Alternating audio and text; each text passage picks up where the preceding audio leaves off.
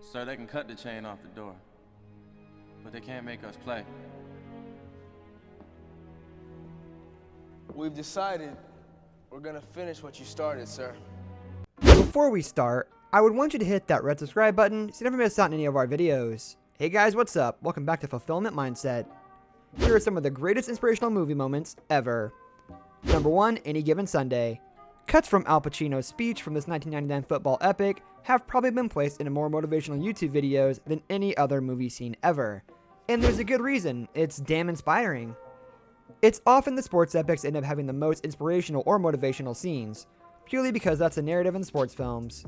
To train and work hard only to falter and have to pick yourself back up, then, in the furthest darkest reaches of oneself, to find the strength to rise up and do the impossible. I pissed away all my money, believe it or not. I chased off anyone who's ever loved me. Number 2, All About Eve, 1950. Every single line in this scene is quotable. It's the most beautifully written thing from an era of cinema very closely knitted to the theater, when the words were supposed to evoke things rather than just be things for people to say while the pictures were going on. That's something that's very often lost 60 years later. Margot, played by Bette Davis, is a great Broadway actress at the pinnacle of her power. Brilliant, sophisticated. Her assistant Eve, meanwhile, played by Anne Baxter, is simpering, beautiful, and very, very ambitious. Eve is trying to replace Margot, trying to get her next part on Broadway and take her lover Bill. This is the scene where Margot finally loses her rag, having waited upstairs to be able to throw him a party before discovering that he's downstairs with Eve for 20 minutes.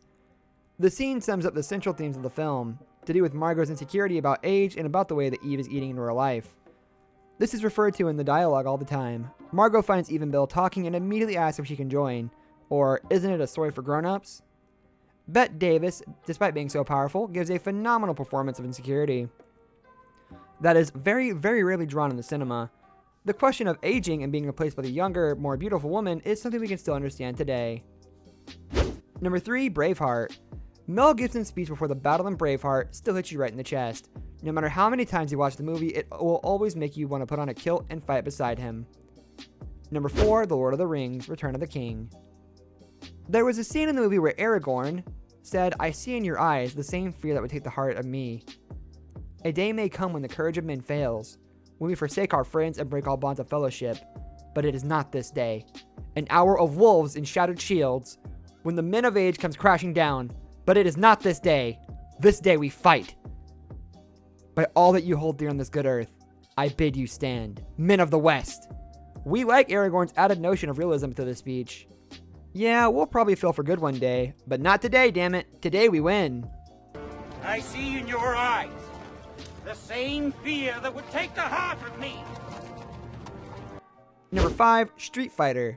The pumped up and inspirational quote from the movie goes like, "I'm not going home, I'm going to get on my boat and I'm going upriver, and I'm going to kick that son of a bison's ass so hard that the next bison wannabe is going to feel it." Okay, it's not exactly once more under the breach, dear friends, but it's up there, right? We barely remember who Bison is, but we certainly want to kick him too after that speech.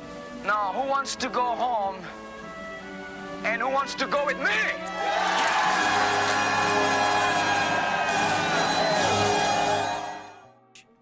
Number 6, Independence Day. Who doesn't love a good alien vengeance story? Whatever your opinions about the sequel, the original Independence Day was a great movie, and this speech from Bill Pullman playing President Whitmore is perhaps its most iconic moment. Number 7, Gladiator.